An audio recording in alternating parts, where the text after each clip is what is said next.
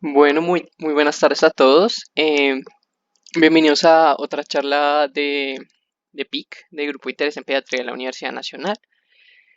En esta ocasión vamos a presentar asma en niños, un enfoque inicial, lo que tiene que saber un estudiante de medicina y un médico general al respecto del asma. Eh, a cargo estoy yo, José Garecelli, estudiante de medicina. A esta altura de la vida no sé de qué semestre soy, pero pues estudio medicina. Y soy coordinador del grupo de PIC junto a otros compañeros y amigos, más que compañeros son amigos. Entonces, pues, bienvenidos y espero que aprendan mucho en la charla. Entonces, ¿qué es el asma? Hay que empezar definiéndola. Entonces, tenemos que tener en cuenta que el asma es una enfermedad de carácter crónico que afecta a millones de pacientes pediátricos alrededor del mundo. Entonces, además de afectarlos en términos de salud, afecta toda su calidad de vida. Y esta afectación de la calidad de vida pues va a depender de muchos factores, pero todos los pacientes lo van a tener. Evidentemente, podemos decir que cualquier enfermedad afecta la calidad de vida en cierta manera, pero el asma, como es una enfermedad crónica y que va a aumentar, que va a permanecer por varios años, incluso hasta la adultez, pues es una enfermedad que hay que tener en cuenta este aspecto. La fisiopatología del asma básicamente rodea dos fenómenos grandes, que son la hiperreactividad bronquial a cualquier estímulo que se le presente al bronquio y eh, la inflamación crónica de la vía aérea. Entonces vamos a estar en un estado proinflamatorio y también va a haber un cierre de los músculos lisos de los bronquios, lo que va a causar que el flujo de aire, debido a que está más cerradito el bronquio y además está inflamado, entonces va a pasar menos aire, y eso va a llevar a síntomas respiratorios. ¿Cuáles son los síntomas respiratorios? El principal y el más característico son las sibilancias. Las sibilancias se definen como un ruido que se genera al inspirar o al expirar. En este caso, el del asma es expiratorio, o sea, expirando en su mayor porcentaje de pacientes. Ya los pacientes que están más graves o tienen algunas condiciones, pues ya pueden tener tanto expiratoria como inspiratoriamente, pero en principio es expiratorio.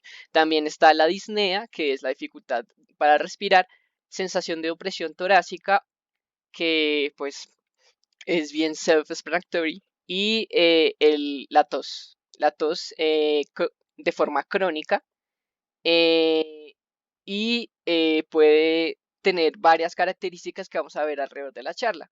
Y una cosa muy importante es que la enfermedad no tiene un espectro clínico completo eh, y constante durante el tiempo. O sea, va a variar con respecto pase el tiempo y va a tener un grado de intensidad diferente dependiendo del momento en que se esté. Entonces, va a haber momentos asintomáticos, momentos en que los síntomas no son tan predominantes, por así decirlo, y habrá otros momentos en que los síntomas están a flor, súper florecidos, y va a tener pues una implicación en el niño, ¿no?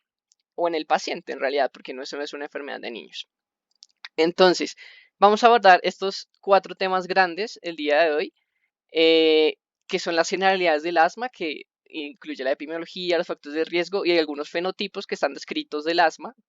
Ya vamos a hablar un poco mejor de eso. El diagnóstico del asma, tanto clínico como diagnóstico paraclínico. El tratamiento de esta enfermedad, según las guías de manejo internacionales, estamos basándonos básicamente en la GINA 2020, eh, que salió con unas consideraciones especiales y unos cambios chiquitos con respecto a la del año pasado. Y vamos a hablar un poquito de crisis asmática, no mucho, y no me va a profundizar muchísimo en crisis asmática porque prefiero hablar del asma como crónicamente, pero vamos a hablar un poco del manejo en urgencias y lo que tenemos que hacer. Listo. Entonces empezamos por las generalidades. La epidemiología del asma varía según el país y según la población que se esté estudiando. Entonces, el porcentaje se ha estudiado desde el 1 al 18% de las personas, no solo los niños, sino las personas en general de la población. Hay que tener en cuenta varios factores que cambian esta cifra, como pues el lugar donde están, las condiciones socioeconómicas, eh, los factores predisponentes que haya en el área en el que se viva, etc. La genética de la población en la que vive. Entonces, eso hay que tenerlo en cuenta. Eh, hay estudios de prevalencia que hablan que es más prevalente en países desarrollados. Pues esta teoría está aceptada, pero no se sabe si hay, porque en el país en vía de desarrollo no se diagnostica tanto el asma, debido a que la mayoría del asma, como vamos a ver más adelante, es clínicamente muy leve y pues no va a tener o sea, no va a llevar al paciente a consultar en un sistema de salud que no busca activamente los casos o cuyos médicos no conocen las manifestaciones del asma leve, que es también uno de los objetivos de esta charla, que todos aprendamos eso para poder identificar a nuestros pacientes que se nos pueden pasar y que necesitarían un tratamiento y les mejoraría la calidad de vida. También otra teoría de esta prevalencia mayor en los países desarrollados es que hay un aumento, históricamente hay un aumento de la prevalencia del asma en los países desarrollados, primero que en los países subdesarrollados, en vía de desarrollo, como quieran decirle. Eh, Debido a que se cree que los procesos tanto industriales como de mejoramiento de la calidad de vida de la gente en general lleva a factores de riesgo del asma. Un ejemplo es, pues, básicamente las industrias botan bastantes alérgenos al ambiente y eso ayuda a que las personas que tengan predisposición de asma tengan más que exposición a alérgenos y tengan como una mayor probabilidad de tener esas cosas. También el asma sus factores precipitantes se albergan en la casa y la casa ha cambiado durante el último siglo. Evidente, o sea, radicalmente, ustedes ven que uno de los factores de riesgo que vamos a hablar más adelante son los ácaros de polvo y a ellos les encanta vivir en los colchones. Eh, y los colchones son una cosa relativamente nueva si nos ponemos a pensar. Entonces, esas cuestiones también, la separación la separación del agua y el alcantarillado y el acueducto del alcantarillado, también la erradicación de parásitos en el primer mundo, todo eso hace que haya una menor exposición antigénica, por así decirlo, y pues se vea más predispuesto a tener una expresión del sistema inmune en otras cosas que antes no necesitaba como esas cosas. Esas son teorías, no, nada de lo que estoy diciendo está comprobado realmente, o sea, sí 100%, pero pues son teorías que se han establecido. En el cuadro de la derecha tenemos que los niños en la edad escolar, preescolar, mejor dicho, antes de la pubertad, los niños tienen más asma que las niñas, tienen más prevalencia de esta enfermedad y cuando se llega a la pubertad, incluso un poco más adelante, entrando en la vida adulta, es que se invierte esa relación y las mujeres se ven más afectadas por el asma en la edad adulta. Hay una población importante de mujeres en la etapa premenopáusica que debutan con asma sin haber tenido síntomas antes ni nada. Entonces, a pesar de que el asma sea una enfermedad que empieza en su mayoría de casos en la infancia, hay que tener en cuenta que hay otras poblaciones que se pueden ver afectadas de nuevo por esa enfermedad. Entonces, vamos a hablar de un poco de los factores de riesgo. En realidad, hablar de factores de riesgo es para que uno los coja, pero la mayoría de estas cosas son más asociaciones que no han demostrado una causalidad en sí. Entonces, para hablar de que una cosa causa otra, hay que demostrar la causalidad y muchas de estas cosas simplemente tienen asociaciones. Eso es por modelos estadísticos de las cuales no me voy a poner a hablar ahorita, pero pues lo importante es que entiendan eso. El principal factor de riesgo pre y perinatal es el genético.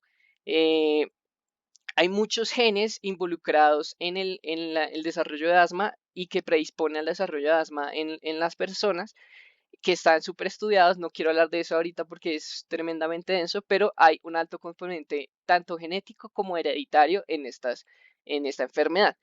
La edad materna se ha visto en estudios que a menor edad materna hay mayor riesgo de desarrollar asma, es decir, las mujeres con gestaciones que tienen 30 años o más tienen menos hijos con asma que las que tienen 30 años o tienen menos de 30 años.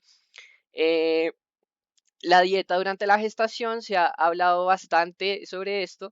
El suplemento con vitamina D y pues salir al solecito a hacer vitamina D, con pues obviamente su protección solar y demás, disminuye el riesgo de hijos con asma en los primeros 5 años de vida. Algunos tipos de grasas poliinsaturadas protegen y otras grasas poliinsaturadas lo que hacen es aumentar el riesgo de asma. También la vitamina E, el zinc y la dieta mediterránea han demostrado su beneficio con respecto a disminuir la incidencia de asma. El asma materna y en realidad el asma de los padres es un factor de riesgo muy importante debido a lo que ya hablamos como en el componente hereditario, pero hay los niños con una mamá que tiene un asma de mal control durante la gestación, lo que va a pasar es que van a tener más incidencia de asma en los primeros 5 años de vida. La madre fumadora, evidentemente, pues es una acción irresponsable fumar y aún más fumar estando en embarazo. Entonces, se ha demostrado que las madres que fuman hacen que sus hijos en la etapa neonatal se les demuestre una función pulmonar disminuida y induce hacia el parto prematuro el hecho de fumar durante la gestación.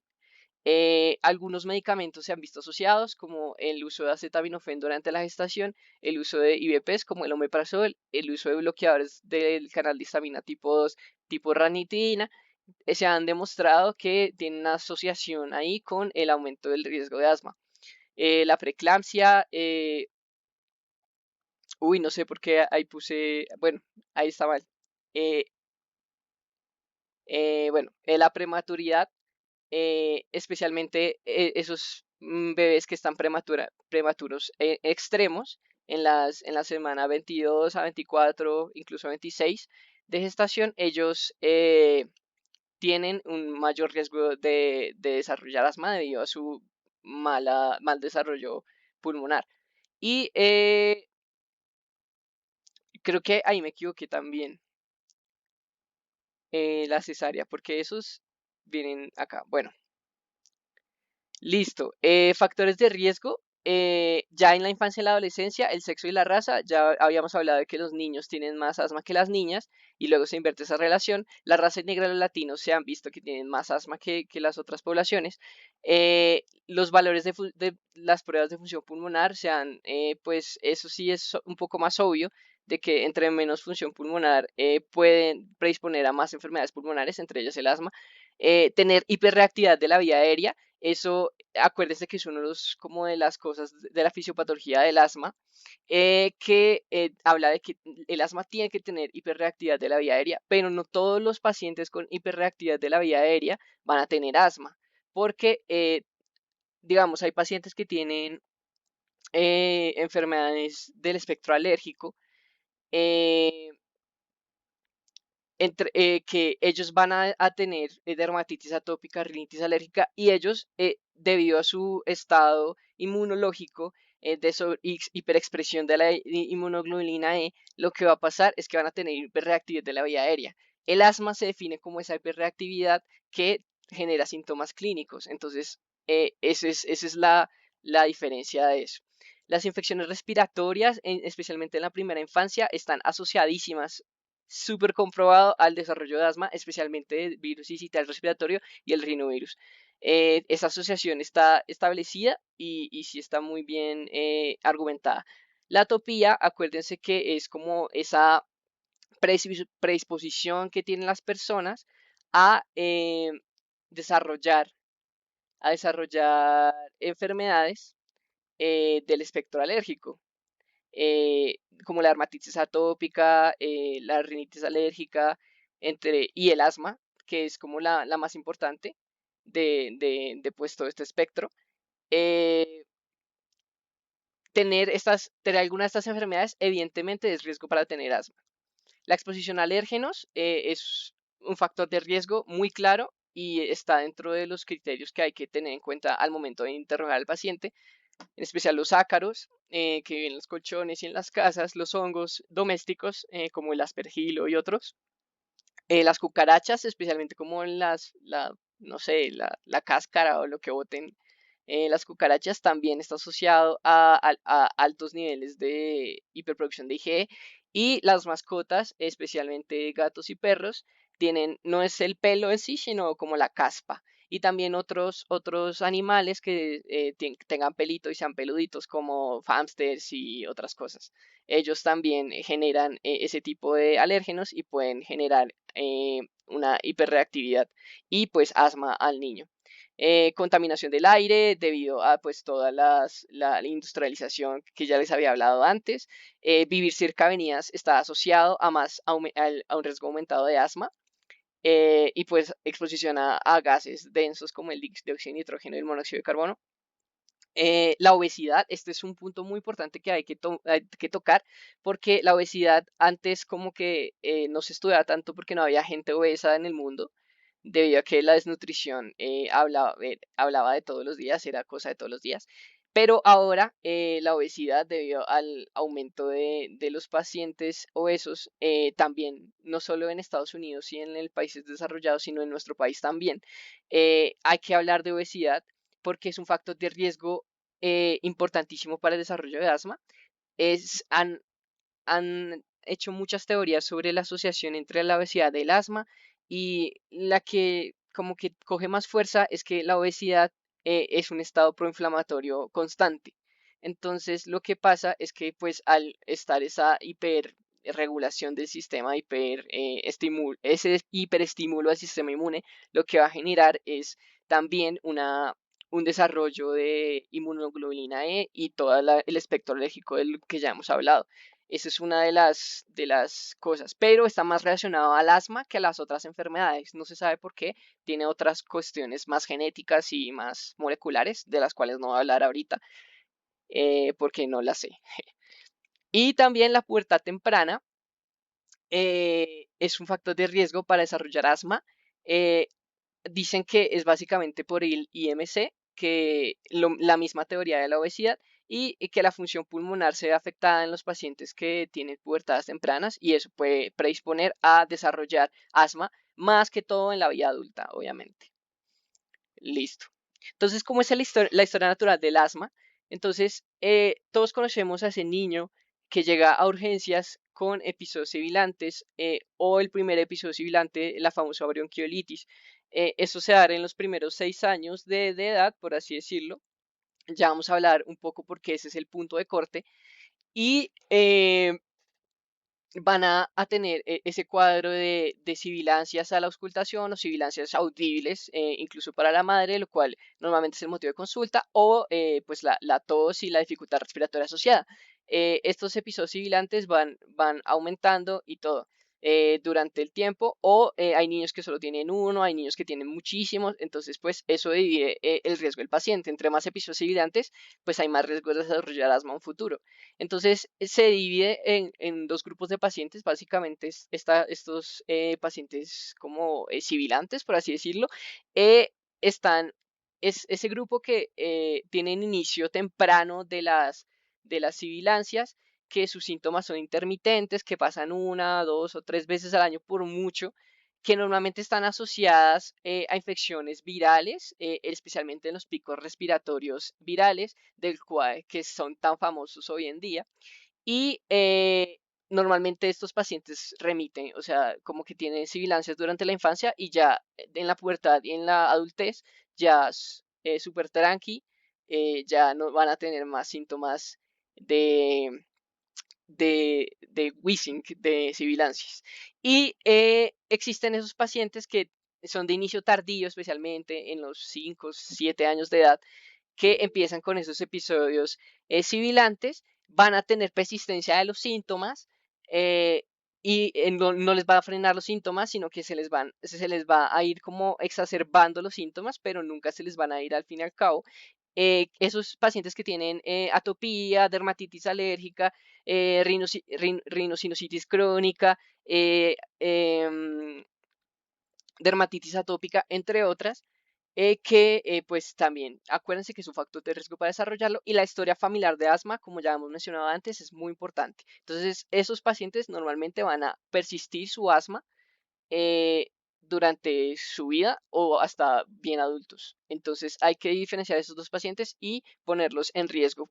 Y eso nos sirve después para el tratamiento. Entonces, vamos a hablar después de eso. Diagnóstico, eh, como ya habíamos dicho, te diagnostican el asma, pero si te inicia tardíamente vas a tener peor pronóstico que, que los pacientes a los cuales se les diagnosticó temprano en la vida. Entonces, no es lo mismo que te hayan diagnosticado el asma a los 5 años que a los 16. Entonces, pues eso es básicamente. La remisión, normalmente el 30 al 70% de los pacientes, de hecho más tirando hacia el 70, incluso algún lado en el que leí se atrevía a decir que 3 de cada 4 de los pacientes remiten y no vuelven a tener asma durante la pubertad y su adultez. Eh, Incluso en su infancia como tardía, a los 10, 12 años ya no tienen asma. Entonces, esto es la mayoría de los pacientes porque acuérdense que la mayoría de los pacientes van a tener cuadros benignos. Entonces, normalmente remiten. Pero esos pacientes que persisten en la adultez, pues son esos pacientes de los cuales ya hemos hablado ahí abajo en el cuadro de abajo. Y pues puede llevar la persistencia a la adultez normalmente a un asma severa y van a tener menos remisión, mayor tasa de complicaciones y en el tratamiento van a ser mucho más difíciles de tratar y van a tener que tener manejo especializado. En el de la asma severa no vamos a hablar muchísimo hoy porque pues justamente por eso, porque es de manejo especializado, sería para una charla de neumología pediátrica y no de pediatría. Entonces, pues bueno. Se han descrito varios fenotipos de asma. Eh, la guía de Gina establece que estos fenotipos puede que tengan una utilidad clínica en los pacientes que, que tengan difícil manejo, pero que en los pacientes que son la mayoría que tienen síntomas no tan difíciles de tratar, pues no tienen mucha relevancia clínica. Entonces, el asma alérgica es la clásica, la asociada con otros cuadros alérgicos y no sé qué, con eczema, rinitis alérgica, alergia a otros agentes. El asma no alérgica eh, tiene otra fisiopatología y otra cuestión que es un poco más complicada de explicar y tiene peor respuesta al tratamiento con corticoides porque no va a estar como ese factor proinflamatorio de las vías aéreas a flor de piel, sino que van a actuar otros mecanismos. Eh, Asma con limitación persistente del flujo, esos son cuadros dificilísimos de tratar, tienen cuadros de difícil manejo, múltiples medicamentos, difícilmente reversible o incluso persistente durante toda la vida. Y acuérdense de la obesidad, que es una de las cosas de moda actuales, además del coronavirus, que normalmente estos pacientes tienen más síntomas respiratorios que un niño que no tiene sobrepeso, o obesidad, y tienen más inflamación de la vía aérea por ese factor, por esa predisposición proinflamatoria que tiene la obesidad de por sí. Listo. ¿Tienen alguna pregunta hasta el momento? La pueden escribir por el chat y yo acá tengo la posibilidad de leerlas.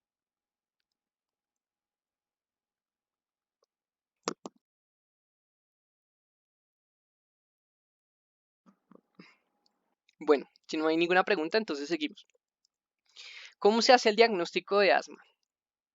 Entonces, aquí está la doctora Lina, que está muy juiciosa en su pediatría, en su residencia de pediatría, y va a hacer la historia clínica de un niño que va a llegar con sospecha de asma.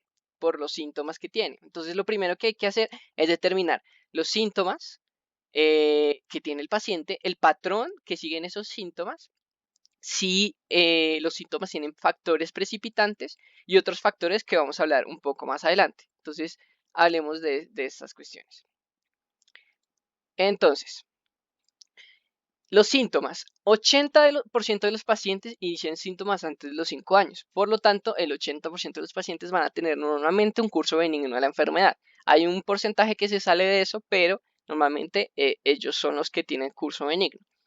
Los síntomas en la infancia, porque en la adultez y en la adolescencia cambian, sino en la infancia, que tienen más prevalencia y son más característicos del asma, son la tos y la sibilancia. Ahí les pongo el pito de la sibilancia para que se acuerden, porque es una mnemotecnia que siempre me ha ayudado, que cuando uno exhala aire, pues el pito suena. Esa es la sibilancia del asma. Cuando saca el aire expiratoriamente hay sibilancia. Entonces, esa es una mnemotecnia que me ha ayudado para aprenderme esa cuestión. Entonces, la tos normalmente es o nocturna, que tiene prevalencia en la noche, desencadenada por algún factor precipitante, alguna cuestión que el paciente tiene plenamente identificado, o una tos que dura más de 3 semanas. En ese caso, en esos tres características de la tos, hay que sospechar asma en un paciente pediátrico. La sibilancia ya es un poco más específica de asma. Acuérdense que tiene que ser expiratoria, pero puede evolucionar hacia inspiratoria cuando ya se vuelve un poco más grave el asma. E incluso no puede haber sibilancias en un paciente que está severamente enfermo. Y en paciente que ustedes sepan que tiene crisis asmáticas pero no sibila, ese paciente hay que correrle, porque probablemente está en un cuadro muy severo, porque ya todas las vías aéreas están colapsadas prácticamente. Entonces no pasa aire por ningún lado y no genera la sibilancia. Otros síntomas que no son tan comunes en la infancia, pero sí se han descrito y también son muy importantes en el asma para los adultos, son la dificultad para respirar, la disnea, una sensación de peso u opresión torácica y dolor en el pecho. El dolor en el pecho es raro y uno debería pensar en otras patologías, pero está escrito en el asma. Entonces, tener en cuenta eso. El patrón de los síntomas. Entonces, hay varios patrones de síntomas que tienen los pacientes con asma. Entonces, está el benigno, que es el intermitente. Entonces, tiene síntomas intermitentes durante un rato por algún desencadenante o simplemente por la vida que lo lleva al síntoma, que luego es seguido por un periodo asintomático. Entonces, tose, sibila y luego tranqui, no tiene ningún síntoma y nada. Esos son la mayoría de los pacientes y hay que tenerlos en cuenta. También están los crónicos, que son asmas un poco de más difícil manejo, que son esos síntomas persistentes que duran durante un tiempo específico, durante bastante tiempo, son crónicos y se exacerban en tiempos. Entonces, la exacerbación lleva normalmente a esos niños al hospital, porque son exacerbaciones de su sintomatología de base que ya de por sí les genera una afectación en la calidad de vida. Entonces, si se les exacerba, terminan en el hospital como una crisis asmática, una exacerbación de la enfermedad. Listo. Y también está este patrón que es el empeoramiento en la mañana, que son síntomas exacerbados en las horas de la mañana y a través del día van mejorando. Estos también se consideran un poco crónicos, pero creo que también poco está la diferencia de lo que leí, pero tengo entendido que ese no es tan grave como el crónico, pero sí tiene como un componente un poco más que pensarle y que trabajarle. Entonces, los factores precipitantes del asma son varios, muchísimos en realidad, pero estos son los principales de los cuales hay que hablar porque son básicamente el 90% de las factores en el asma. Entonces, las infecciones respiratorias, como ya habíamos dicho, especialmente los picos respiratorios, pueden generar exacerbaciones asmáticas, especialmente el virus incisional respiratorio, el rinovirus, que pues van y vienen en los picos epidemiológicos virales, y también algunos otros virus que no tienen tantos papel, vamos a hablar ya mucho después del coronavirus, una pequeña parte del coronavirus, del actual coronavirus, pero luego ahondamos en eso. El ejercicio es muy importante porque el 80% de los pacientes con asma leve, la única manifestación que tienen de asma es cuando hacen ejercicio. Entonces los síntomas les van a empezar cuando llevan 5 minutos de ejercicio así denso y les empieza la sibilancia, la tos y luego duran 15 a 20 minutos descansando y ya se les pasan los síntomas y son asintomáticos por el resto del tiempo. Esa, yo creo que incluso ustedes, algunos de ustedes, ustedes recordarán en su colegio, en su infancia, haber trotado en educación física o los pusieron a hacer algo y les empezaron esos síntomas y luego no tenían nada más. Quizás ustedes tenían asma, pero nunca se los diagnosticaron. O quizás sí tenían asma y así se la diagnosticaron de esa forma. Entonces es importante eh, eh, preguntar por el ejercicio porque de hecho hay motivos de consulta que es como hay bajo desempeño escolar y que no le lleva el ritmo a los compañeros, que es muy flojo en educación física y es que tienen asma y tienen una enfermedad que les está bajando la calidad de vida. El clima, especialmente los lluviosos, pero también pueden, la humedad y etc., pueden predisponer a los síntomas de asma. El tabaco, obviamente los padres, aunque pues, si un niño fuma, pues obviamente le va a dar asma y más problemas respiratorios, pero pues eso sería exótico. Es más su entorno, sus padres, sus abuelos, sus familiares o con quien convivan que fuman y eso les exacerba sus síntomas. Los alérgenos, ahí puse el polen, porque es el clásico, el que todos recuerdan, pero recordar que hay muchísimos alérgenos de los cuales ya hablé antes, que los ácaros, que el polvo, eh, que el pelo de perro, que la caspa de no sé qué, que el polen de esa vaina. Entonces, todos esos alérgenos que entran a través de vía respiratoria, hay que tenerlos en cuenta y preguntar si el niño frente a alguna exposición ha tenido alguna de estas manifestaciones clínicas. Irritantes, la pintura, el monóxido de carbono de la estufa, la cera del piso eh, y otras cuestiones son irritantes más que alérgenos, o sea, no generan una hiperreactividad, sino generan es más inflamación de la vía aérea. Entonces, eso también predispone a los síntomas de asma debido a que hay menos flujo expiratorio. Y el estrés. El estrés está relacionado a los síntomas de asma, especialmente a los niños que tienen, pues, eh, predisposición a tener asma por otros factores, pero el estrés les puede desencadenar los síntomas y especialmente en espacios como densos, como familiares, que hay muchas peleas o que hay mal desempeño en el colegio. Entonces, eso también hay que preguntarlo a los niños de asma. Listo. Otros factores a considerar, la historia de alergias de la cual ya hablamos, me voy a detener en eso, la historia familiar igualmente.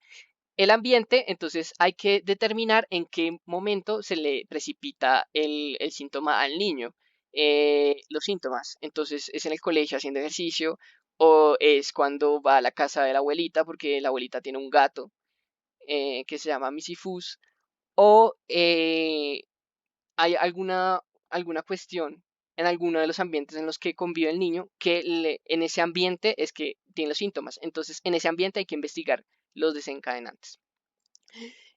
Antecedentes médicos, entonces, especialmente esos de la etapa neonatal, la prematuridad, los síntomas respiratorios tempranos en la vida, especialmente la taquimia del recién nacido, que las neumonías, que las enfermedades virales de la infancia, y todas estas cuestiones hay que tenerlas en cuenta. El SAJOS puede predisponer al asma, el reflujo gastroesofágico puede predisponer al asma y también es un diagnóstico diferencial que hay que tener en cuenta. Y la rinosinositis crónica está asociada, las enfermedades virales a repetición también están asociadas al asma, aunque hay otros autores que dicen que al contrario, que los protege. Pero pues eso tampoco está muy bien establecido. Entonces, pues se tiene en cuenta por el bien del paciente. Los medicamentos usados en caso de que a usted les llegue un niño con asma pero que no está controlado, entonces hay que preguntar qué medicamentos tiene o si ha tenido exposición a otros medicamentos que no sean para el asma y si eso le predispone al asma o le mejora o qué le hace. Y para ver si alguien le diagnosticó mal el asma o le diagnosticó otra vaina, y para ver qué tuvo. Y para ver su adherencia a los medicamentos, porque acuérdense que básicamente los regímenes de asma, especialmente ya cuando son un poco más graves, son regímenes crónicos. Entonces hay que tener en cuenta la adherencia a medicamentos.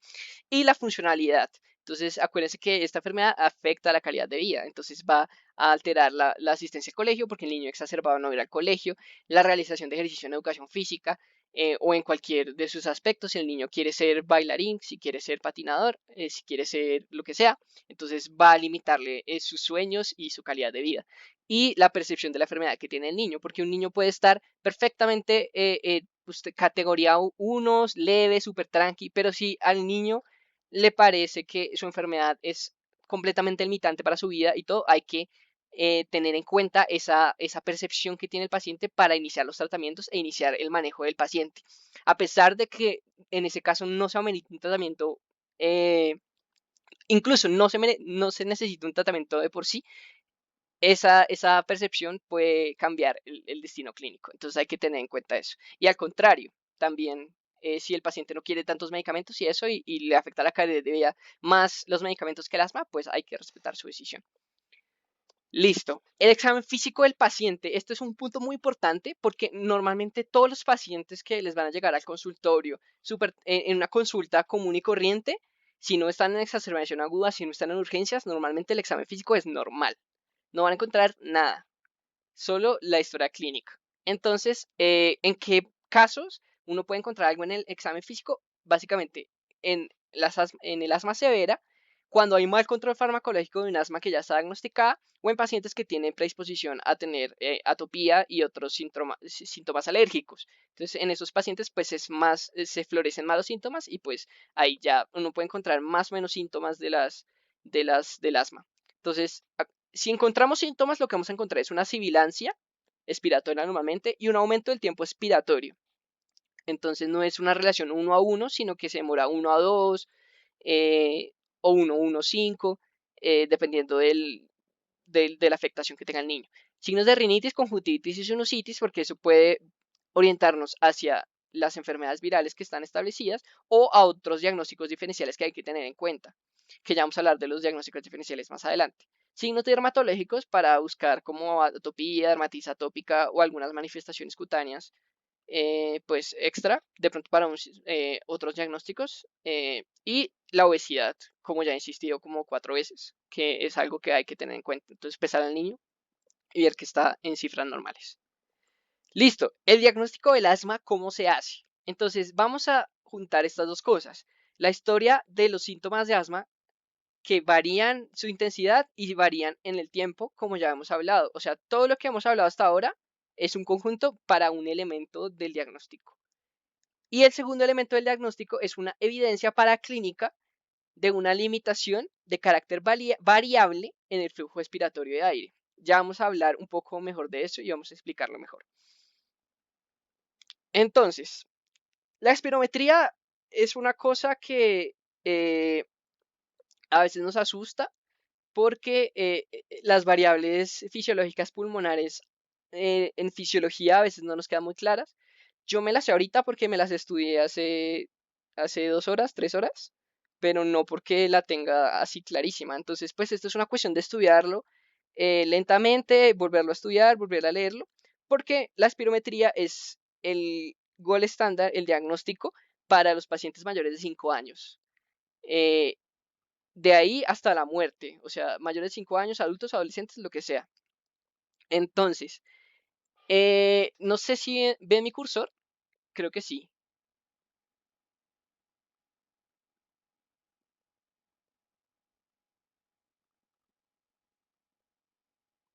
Aló. Listo, perfecto. Listo, entonces aquí vemos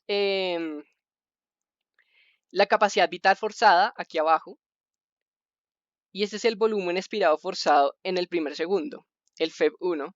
y la capacidad vital forzada. Básicamente esto significa, esto en litros significa la cantidad de aire en litros que tenemos desde una aspiración máxima hasta una expiración máxima. Entonces es todo el volumen que podemos mantener como voluntariamente, por así decirlo. Y el FEP1, es la cantidad en litros de ese aire que desde una inspiración profunda, vamos a sacar en el primer segundo en el que expiremos. Entonces, como podrían, adivinar, como hay una limitación expiratoria del asma, entonces el FEP1 va a estar su relación con la capacidad vital forzada va a ser mucho menor que en un paciente normal. No sé si me entendieron. Lo voy a volver a repetir para aquellas personas que no lo han entendido. Entonces, existen dos cosas que vamos a usar. La capacidad vital forzada, que es todo el volumen que uno tiene desde la inspiración máxima hasta la expiración máxima. O sea, cuando uno llega al top de inspiración y saca todo ese volumen que uno saca por la vía aérea es ese volumen. Y el FEP1 es qué cantidad de ese volumen en litros se saca en el primer segundo. Porque entonces cuando hay una limitación al sacar el aire, pues la cantidad de aire que va a salir es mucho menos que en un paciente normal. Entonces va a haber una relación que es la FEP1 sobre la capacidad, la FBC, que es la relación que vamos a tener en cuenta. Entonces, en los niños, en los pacientes pediátricos, esa relación tiene que ser de 90%. Es decir, el 90% de la capacidad vital forzada tiene que expirarse en el primer segundo para que sea normal. Pero eso en los niños con asma no sucede porque tienen un flujo limitado expiratorio que varía frente a los días, frente a las cosas, igual que el asma, que es una enfermedad súper heterogénea.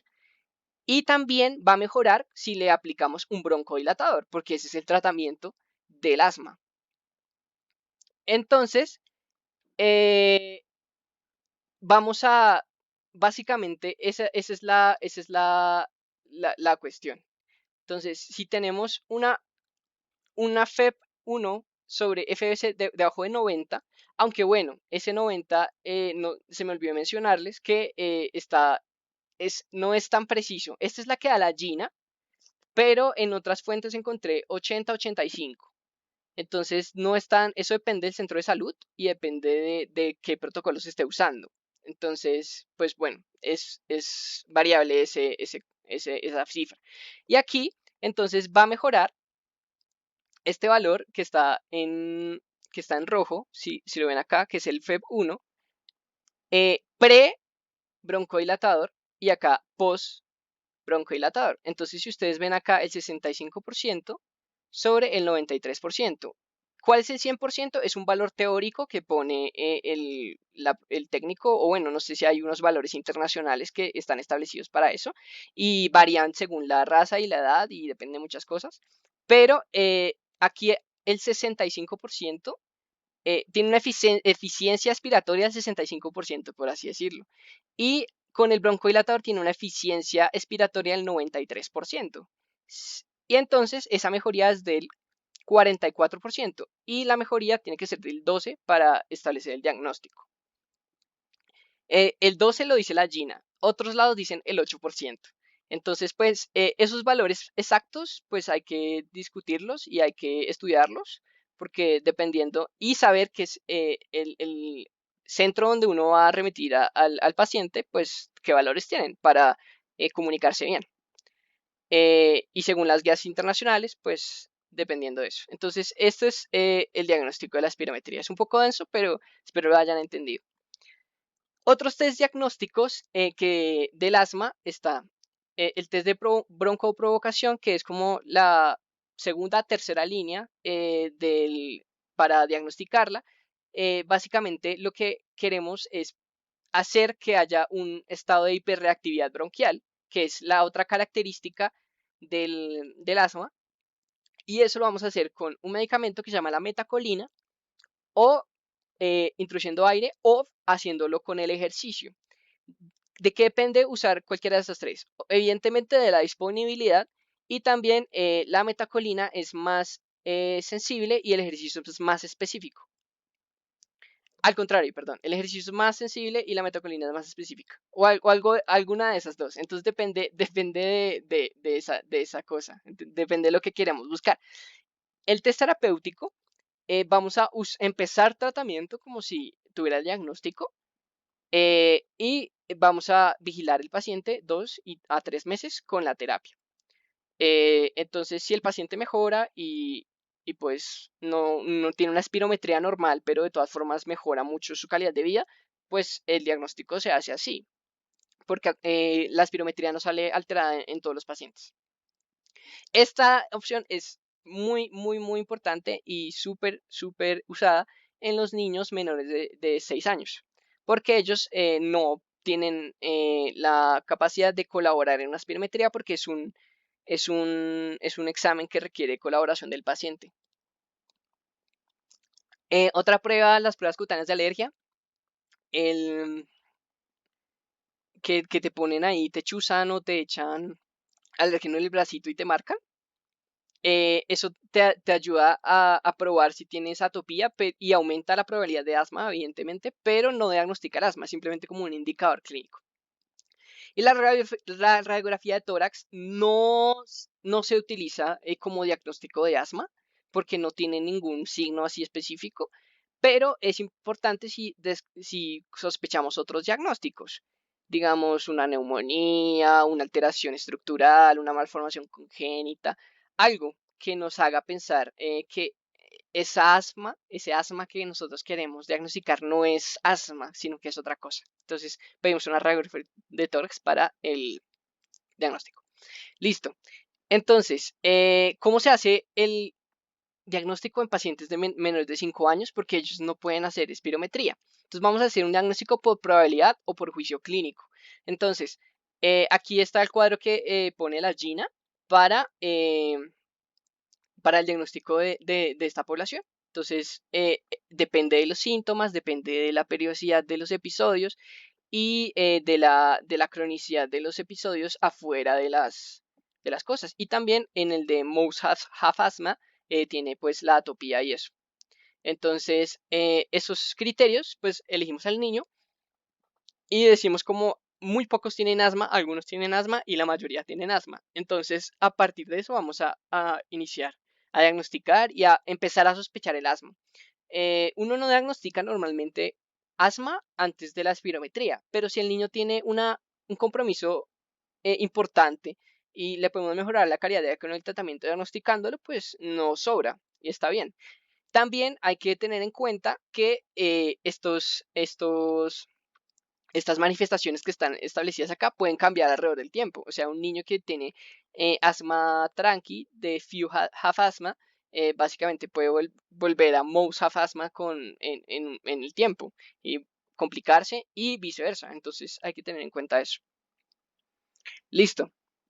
También estas características importantes que hay que tener en cuenta, eso ahí lo dejo para que lo vean en el video, porque estamos grabando esta charla, eh, para que lo lean y le tengan más paciencia. Y si no, está en la guía Gina 2020, entonces eso lo pueden sacar de ahí. Acuérdense que realizar el test terapéutico es muy bueno en esta población, porque les puede ayudar con los síntomas, vigilarlos, y si les mejora, pues es una buena práctica porque le mejoramos la calidad de vida y podemos adelantarle el diagnóstico de asma a un niño que no tenga espirometría, pero igual hay que hacer esa espirometría. En estos pacientes que tienen tratamiento antes de la espirometría, se recomienda que abandonen su terapia antes de la espirometría. No recuerdo bien los valores porque no los puse aquí en la diapositiva, pero si quieren consultarlos, los intervalos en los cuales hay que dejar el tratamiento para hacer la espirometría, ahí están en la guía. Entonces, lo pueden tener ahí. Listo. Los diagnósticos diferenciales son muchísimos. Pero pues cada cosa, cada condición obviamente tiene unas características clínicas importantes. Es importante tener las enfermedades respiratorias virales recurrentes que pueden hablarnos hoy un paciente que tiene predisposición, alguna alteración a nivel anatómico o alguna alteración pues estructural, puede también tener una inmunosupresión. Entonces hay que pensar en esos pacientes que tienen infecciones a repetición. Eh, el reflujo gastroesofágico también, la aspiración de un cuerpo extraño, que es más abrupto que el asma, bronquitis bacteriana persistente, la traqueomalacia, la tuberculosis es importantísima, especialmente en nuestro medio, las enfermedades cardíacas congénitas, la fibrosis quística, hay que sospecharla, porque una de las manifestaciones es justamente parecida al asma, solo que tiene más manifestaciones sistémicas, la disquinesia ciliar primaria, el anillo vascular, la displasia broncopulmonar y una deficiencia inmune, que son cosas ya causas más raras, pero hay que pensarlas. Y eso es normalmente en niños más chiquitos, pero ya en niños un poco más grandes uno ya puede pensar en otras cosas. Pues son parecidas, pero hay que tenerlo en cuenta. Entonces las bronquiectasias, sí, es básicamente lo mismo. Listo. ¿Alguna pregunta al diagnóstico hasta ahora, muchachos?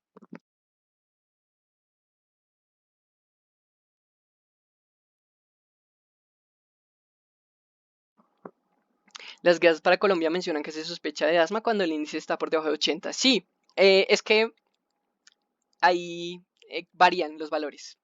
Estoy de acuerdo.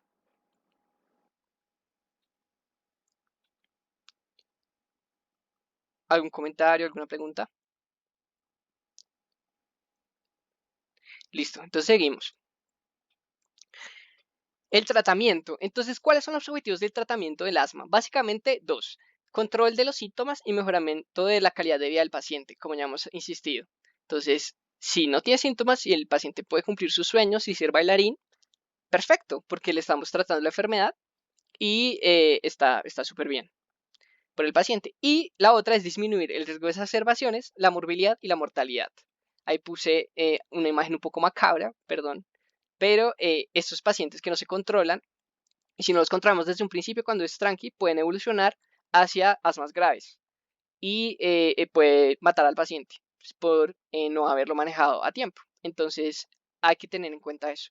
Y pues también el sobrecosto al sistema de salud, especialmente en estas épocas, en las cuales el sistema de salud necesita camas para otras cosas y no para pacientes que pudieron haberse prevenido antes de toda la situación de salud pública. Entonces, este es como el ciclo que la Gina siempre ha propuesto en con respecto a los años, con respecto al paso de los años han metido más cositas, pero básicamente son tres pasos. Entonces está la determinación, el assess, como sí, que es básicamente confirmar el diagnóstico si es necesario, realizar el control de síntomas y los factores de riesgo modificables que ya hemos visto, el manejo de comorbilidades si el paciente los tiene, la técnica y la adherencia del inhalador, que ya vamos a hablar un poco mejor de la técnica y eso, pues como ya habíamos dicho, la preferencia y las metas propias del paciente y el padre en caso de que pues, sea un niño. Entonces, esto es importante. Luego vamos a ajustar. Entonces vamos a tratar esos factores de riesgo modificables y las comorbilidades. Vamos a hacer estrategias no farmacológicas, que vamos a hablar más adelante. Los medicamentos específicos para el asma. Vamos a subirle o bajarle la dosis según sea necesario. Y educar al paciente para su propio tratamiento. Y luego, después del tratamiento, vamos a revisar si nos funcionó la respuesta, lo que esperábamos, nuestro tratamiento. Entonces, vamos a los síntomas, cuántas exacerbaciones tiene, si tiene efectos adversos contra los medicamentos que estamos usando, cómo va la función pulmonar y la satisfacción del paciente y de su padre, de su madre, su pariente, su cuidador, lo que sea. Entonces, es muy importante en todos los pacientes que hagamos este ciclo. ¿Por qué esto es un ciclo? Porque como es una enfermedad crónica, vamos a seguir ajustándole y seguir ajustándole hasta idealmente no tenerlo con tratamiento. Vamos a hablar un poco mejor de eso. Entonces, estrategias no farmacológicas. Ya estas imágenes las habíamos visto. Eh, que son los factores desencadenantes precipitantes. Entonces, hay que reconocer los desencadenantes y qué hacer, evitarlos. Entonces, eh, es un poco difícil evitar las infecciones respiratorias en pico, pero pues tratar de lavarse las manos, ponerse tapabocas y todas las cuestiones que ya sabemos últimamente, de cuidarse, de no estar con personas enfermas, etc. El ejercicio, ahí no le puse una X porque al contrario de lo que se piensa, no sé, obviamente, no se dice que no haga menos ejercicio para evitar los síntomas. Al contrario, se tiene que motivar al niño para que haga ejercicio y que vea que su tratamiento sí le funciona porque en el ejercicio le está mejorando los síntomas. Hay unos deportes que son mucho mejores para los pacientes asmáticos, entre ellos la natación, porque se cree que pues al haber como humedad en el aire y toda la cuestión, pues no va a haber tanta resequedad e irritación en las vías aéreas. Entonces, pues no va a ser tan duro para el paciente y se recomienda a pacientes asmáticos hacer natación. Sin embargo, hay gente que dice que la exposición a cloro crónica pues tampoco es bueno para el asma, pero pues eso pues hay que discutirlo con gente que tenga mucho más experiencia en el tema. El clima, evitar los cambios bruscos de clima, si está lloviendo pues no salir a la calle y esas cosas, o si tiene alguna predisposición por algún clima en específico, pues evitarlo. Obviamente no fumar, tanto en la casa con el niño, pues tanto para la salud del fumador como para la salud del paciente. Evitar los alérgenos, los desencadenantes específicos, evidentemente, evitar los irritantes. Entonces los alérgenos, las estrategias son para, digamos, los ácaros, hay que limpiar bien la casa, los ácaros les encanta dormir en el colchón, entonces ponerles un forrito de plástico al colchón y a la almohada para que ahí no haya ácaros. Evitar tener mascotas. Lastimosamente, yo amo las mascotas, pero estos pacientes deberían no tenerlas si las mascotas les causan ese tipo de reacciones, etc. Los irritantes, evitar pintar toda la casa cuando el niño está metido en la casa, evitar eh, que vivan al lado de una avenida completa, que vivan en la 30 o en la autopista norte, sino que se metan un poquito más al barrio, evitar la cera del piso, si el piso es de madera, entonces, o la cera esa de blanca para baldosas, bueno, lo que sea, todos esos irritantes evitarlos. Y el estrés tampoco lo taché porque no se trata de que decirle al niño no se estrese, porque pues eso no sirve para nada. Lo que sirve es generar una conciencia de la enfermedad del niño, y que la familia trabaje alrededor de eso, hacer counseling, consejería, perdón por la palabra en inglés, y hacer como todas las labores que se puedan para evitar que el niño esté en un ambiente estresante. Si necesita cambiarse de casa y vivir con la abuela, perfecto, porque vaya a ver más tranquilo, etc. Entonces, eso puede hacerse. Listo, ahora vamos a hablar de la farmacología de esta vaina, que estos son los tres grupos de medicamentos que más vamos a usar. Hay muchos otros, pero son ya más de manejo de especialistas y que no, la idea es no usarlos nosotros, sino ya remitir a un nivel más especializado para que ellos los manejen. Entonces está el famoso salbutamol o albuterol, que también le llaman en Estados Unidos, que es un agonista beta 2 de corta acción. Este medicamento básicamente se va a usar para las crisis, para los momentos de exacerbación y en ningún otro lado. Los corticoides inhalados, corticosteroides inhalados, como la beclometasona, que es la que más vamos a usar nosotros, hay muchos más, pero esta es la que más se usa. Eh, Básicamente esto lo vamos a usar una terapia de manera más crónica, porque esto lo que va a hacer es disminuir la inflamación en la vía aérea. Entonces, por el efecto antiinflamatorio de los corticoides. Entonces, esto lo que va a hacer es, a manera crónica, ayudar al paciente a que disminuya esa inflamación en la vía aérea. Y este medicamento, el formoterol budesonida, es un LABA, o sea, un betagonista de larga acción, beta 2 de larga acción, más un corticosteroide inhalado, que es la budesonida. Juntos hacen pues su ¿qué? Sinergia y hacen tanto la acción de la hiperreactividad, que eso ayuda a los betagonistas, como la acción antiinflamatoria de los corticoides. Este viene en cápsulas de polvo seco, entonces yo nunca había visto como, o bueno, nunca me he topado en la vida con esta forma de administración, pero si ven ahí es como un inhalador que va a mandar como esas cápsulas de polvo seco y la van a distribuir alrededor de la vía aérea del paciente. Ahorita vamos a hablar un poco mejor sobre la administración de este inhalador extraño de cápsulas. Y los otros dos sí ya tienen inhaladores comunes y corrientes como los que hemos visto toda la vida. El formoterol budesonida viene también en inhalador común en suspensión para inhalación, súper tranqui, pero cuesta como 130.000 pesos. Entonces, pues no es tan chévere. Y esta cajita cuesta como 30.000, 40.000 pesos. Entonces, pues es mucho mejor para el paciente en caso de que no tenga los recursos. Pero pues si pueden usar el otro, pues también chévere.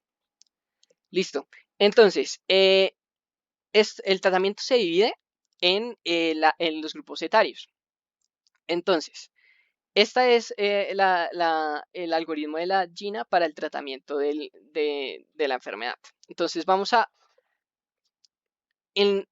hacerlo por steps. Todo está por steps, por pasos a seguir. Y vamos a escalar o desescalar según las necesidades del paciente.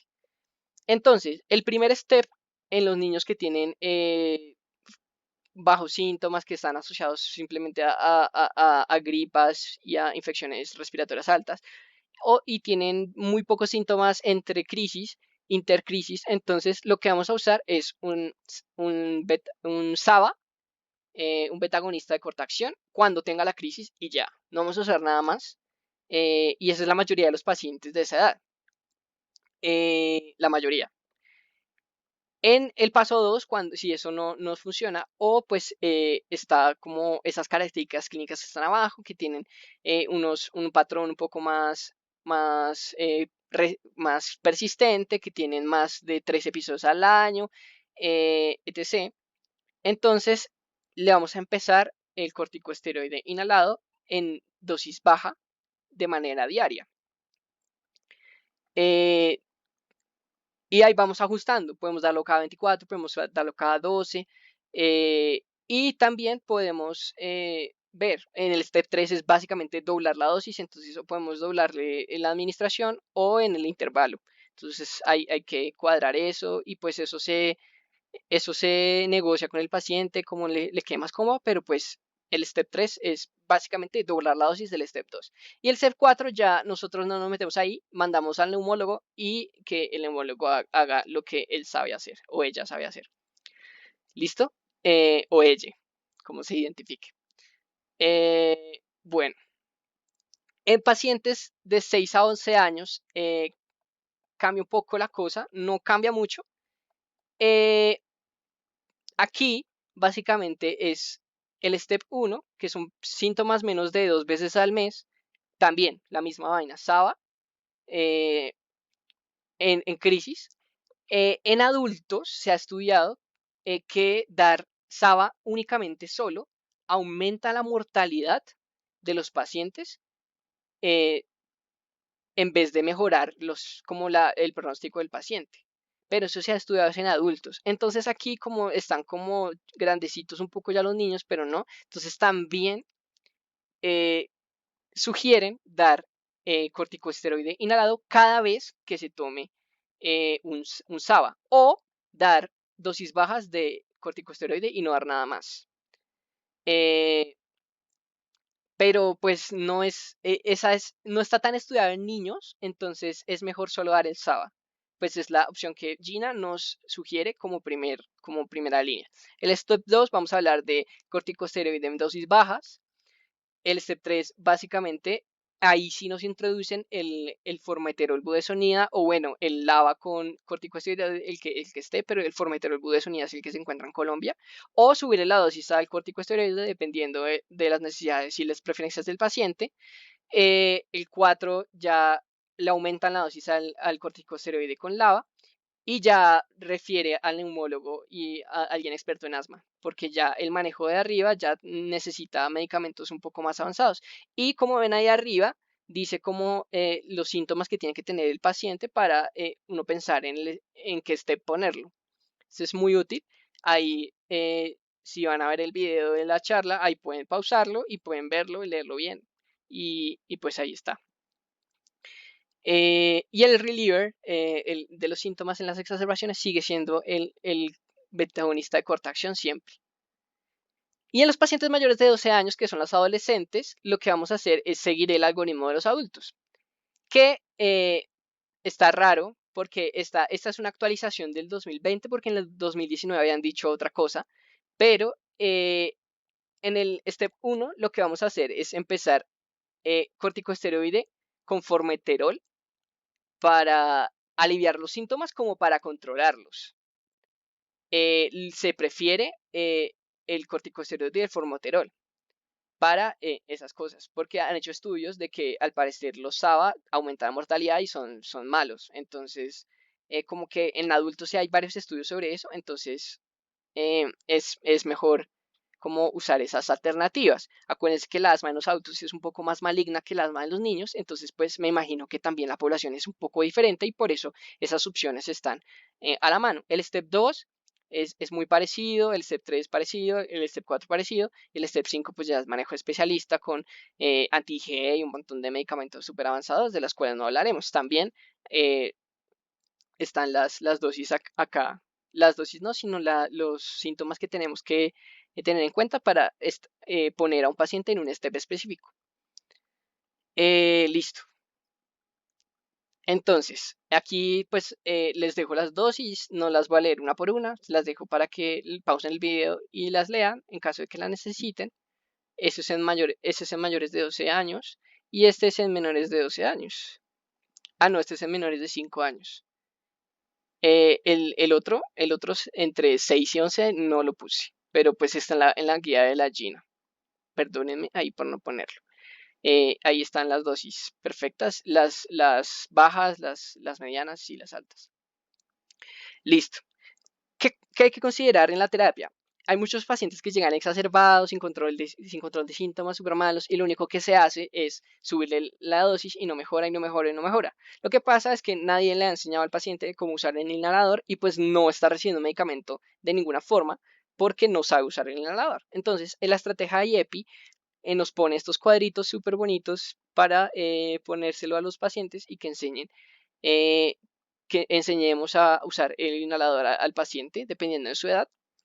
Y pues ahí están los pasos, son simples con lenguaje no médico para que puedan los niños entender.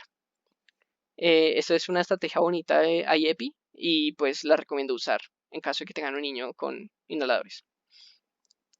El que les decía del formoterol budesonida, que es con aspirador de polvo seco, esto fue lo que encontré.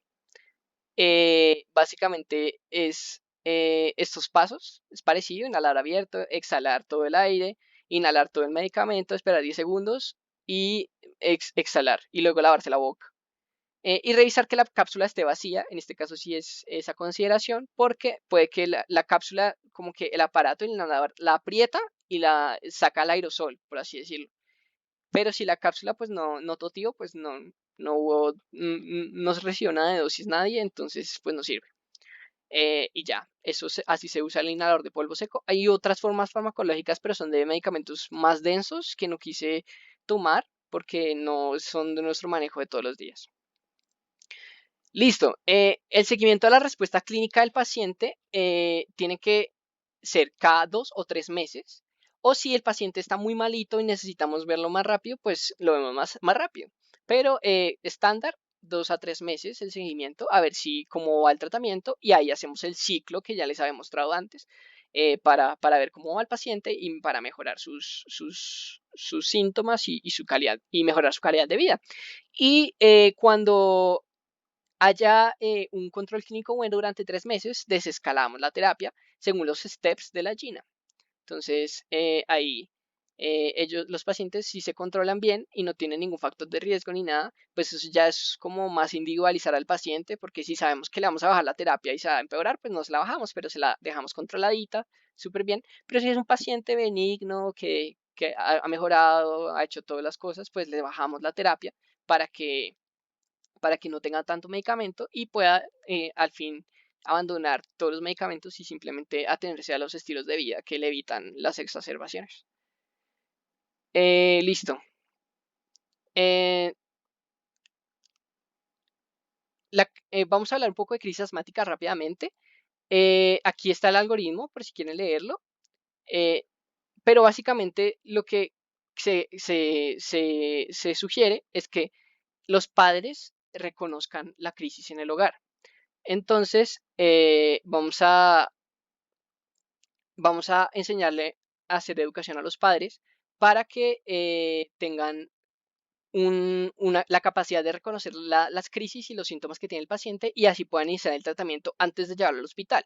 Entonces, vamos a iniciar el tratamiento con salbutamol, 2 a 4 puffs para aliviar los síntomas y si no ha mejorado, a los 20 minutos se le vuelve a dar la dosis. Si a los 20 minutos de dar la segunda dosis no ha mejorado, pues ya pues ahí están los algoritmos, entonces si hay buena respuesta, pues ahí están los pasos a hacer, que hay que continuar con llevarlo al especialista de asma, decirle que tuvo una exacerbación y que pasó. Si hay una respuesta incompleta, pues añadirle el glucocorticoide y buscar el médico lo más pronto posible. Y la respuesta pobre, pues ya mandarlo al hospital y pues ahí las cuestiones. Les dejo el algoritmo para que lo lean precisamente. Listo. El manejo intrahospitalario, básicamente el paciente nos llega y hay que establecer el estado hemodinámico del paciente. Primero que todo, como todos, el ABC, monitorizar los signos vitales, eh, dar soporte de oxígeno en caso de que lo necesite y tomar paraclínicos, los gases arteriales para ver si hay hipoxemia, hipercapnia eh, y otras cuestiones, el hemograma para descartar infecciones agudas o alguna cuestión, la radiografía de tórax para ver si está exacerbado todo por una infección o algo parecido o alguna alteración y se clasifica la severidad, eso es muy importante. La clasificación de la severidad básicamente se hace con el Pulmonary Index Score, hay otros scores clínicos, pero este es el que más se usa y pues tiene puntuación de 0 a 3 y toma en cuenta la frecuencia respiratoria, si tiene o no sibilancias, la relación inspiración-expiración, el uso de músculos accesorios y la saturación de oxígeno. Si se dan cuenta ninguna de esas cosas requiere ningún paraclínico, entonces es una forma rápida de determinar si se están usando, si el niño tiene una crisis asmática leve, moderada o severa, según el puntaje que tengan. Ahí están los puntajes para que se clasifique al paciente. IEPI nos pone que me parece como práctico, pero es mejor usar el score clínico para objetivar un poco mejor, pero esto es importante porque nos dan como pasos muy específicos para pensar en asma grave y asma que hay que manejar con toda la urgencia posible.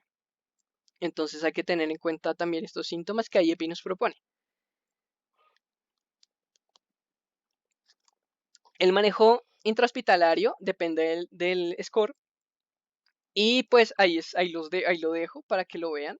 Básicamente el esquema es darle betagonista de corta acción.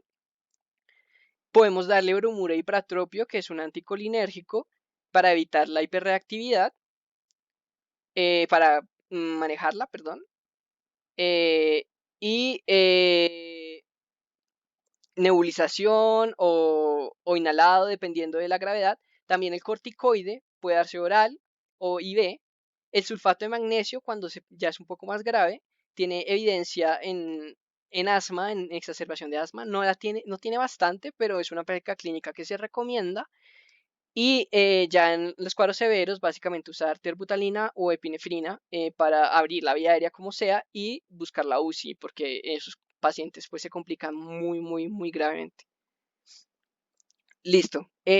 Unas consideraciones últimas para terminar la charla y es ¿qué ¿Qué hay nuevo sobre el asma relacionado con la pandemia que estamos viendo actualmente? Entonces, se ha demostrado, no hay evidencia que el asma aumente el riesgo, o sea, no hay ninguna evidencia de que aumente el riesgo de contraer el virus, pero si uno tiene un asma mal controlada y le da coronavirus, le da COVID-19, pues puede llevar a complicaciones y tener un desarrollo clínico más maligno que un paciente que no tenga asma.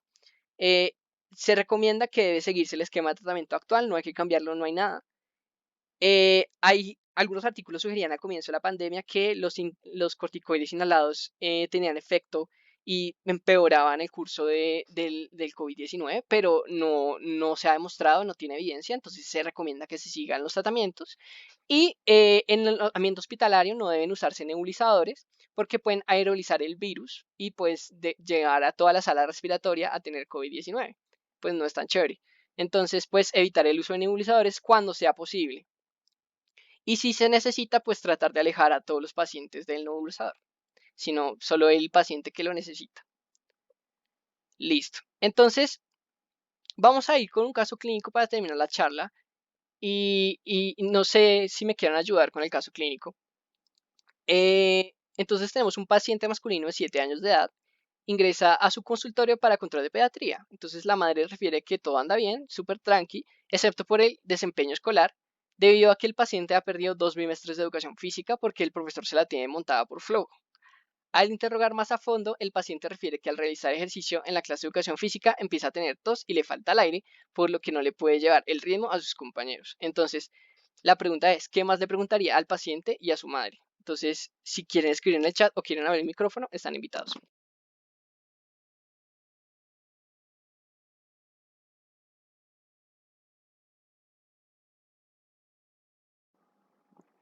Los antecedentes de atopia, sí, claro que sí, porque el niño puede tener ese factor de riesgo. Sí, muy bien. ¿Qué más?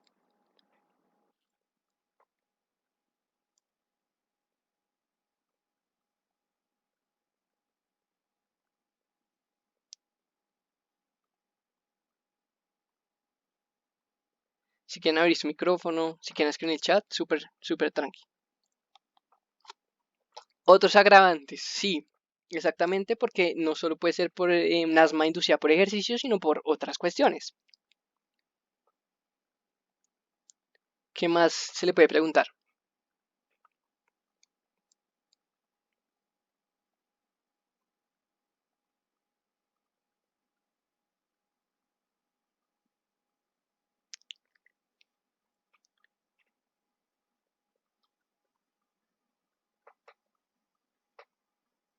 Bueno, se le puede preguntar desde cuándo tiene eso, se le puede preguntar si ha tenido otros síntomas aparte de eso, dolor torácico, etc. eh, los antecedentes y otras cuestiones más. ¿Listo? Entonces, el examen físico de este paciente, entonces, es un paciente en aceptables condiciones generales, no tiene nada normal, signos vitales, parámetros normales, peso y talla corresponden con la edad. Es importante, recuerden, el peso por la obesidad. Hallazgos positivos, entonces tiene placas eritematosas pruriginosas en pliegues cutáneos con zonas de liquenificación y una miringoesclerosis derecha. Entonces, ¿qué nos sugieren estos dos hallazgos? Despertares nocturnos por algo, también hay que preguntarlo, exactamente. Dermatitis atópica, entonces el primer hallazgo, las placas pruriginosas, exactamente, hablan más de una dermatitis atópica y nos puede indicar que el paciente tiene su atopía de fondo, ¿no? Entonces hay que meterlo más hacia ese espectro. Y la miringoesclerosis derecha, ¿de qué puede hablar? Otitis a repetición, sí, exactamente. Entonces son otitis, infecciones respiratorias frecuentes en la infancia que recuerden que pueden ser un factor de riesgo establecido para desarrollar asma. Eh, Incluso el asma puede predisponer a las infecciones respiratorias. Entonces es una otitis a repetición que genera pues esa miringoesclerosis en el oído derecho. Entonces, acá, ¿cuál es su impresión diagnóstica? Pues es probablemente asma. Entonces, pues no importa. ¿Qué factores de riesgo tiene el paciente para desarrollar la patología? Pues ya los habíamos dicho, la atopía y probablemente las infecciones a repetición. Listo, ¿qué paraclínico solicitaría? ¿Qué paraclínicos? El sexo masculino, muy bien. ¿Qué paraclínico solicitaría? ¿Ustedes qué solicitarían para este paciente? Tiene 7 años, tiene sospecha de asma.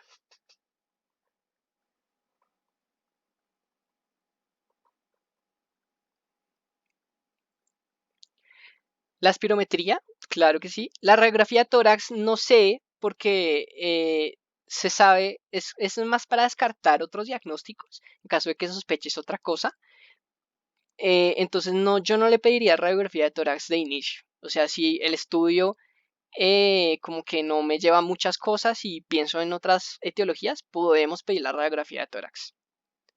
Pero la espirometría sí, claro que sí, para hacer el diagnóstico. Acuérdense que tiene más de 5 años. Entonces, sí, sí se puede hacer. Imágenes diagnósticas, la radiografía de tórax ya dijimos que no, y pues no creo que haya otra imagen diagnóstica de primera línea, algo más para buscar diagnósticos diferenciales. ¿Qué manejo farmacológico iniciaría?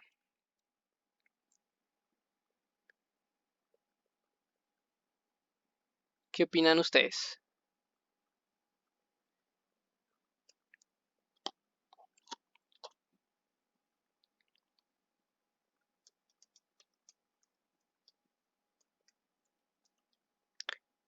Estaba con los síntomas.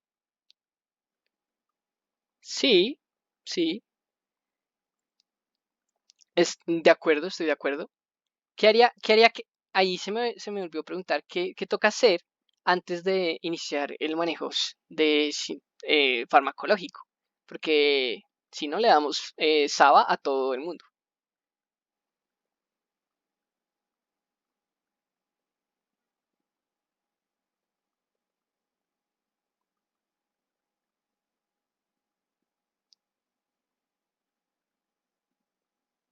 Bueno, habría que preguntar eh, si tiene otras manifestaciones, si quiere empezar ese tratamiento o simplemente no le importa perder educación física.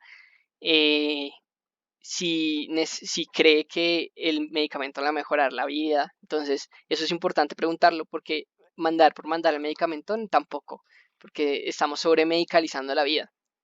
A pesar de que el asma sea una enfermedad, pues hay que también tener en cuenta el punto de vista del paciente. Y las interconsultas, pues les ahorro. Yo no pediría ninguna interconsulta al momento, porque pues es un niño que no tiene, que todos nosotros podríamos manejar en nuestro consultorio, incluso en médicos generales, ni siquiera pediatras. Entonces, este cuadro es el 80% de los cuadros clínicos que van a encontrar de asma, eh, y hay que saber manejarlo. Si ya se complica y en el seguimiento ustedes ven que usted ya no sabe manejar eso, pues mándenlo a neumología pediátrica, alguien que sepa de asma, y ellos harán sus cosas de neumólogos. Eh, pero pues por ahora, en este manejo, pues no hay que hacer nada. Entonces, les quiero dar muchas gracias por asistir a la charla de PIC, las personas que se quedaron. Eh, Espero que les haya gustado, hayan aprendido y que les haya dado otro punto de vista del asma. Acuérdense que el que más aprende de los temas es el que hace las charlas, entonces también están invitados a hacer charlas en nuestro grupo si les interesa la pediatría. Escribir a nuestras redes sociales que están ahí en la pantalla, ver nuestros videos en el canal de YouTube y pues si tienen alguna pregunta son bienvenidos a hacerlas en este momento y si no tienen ninguna pregunta pues disfruten la tarde y sean muy felices.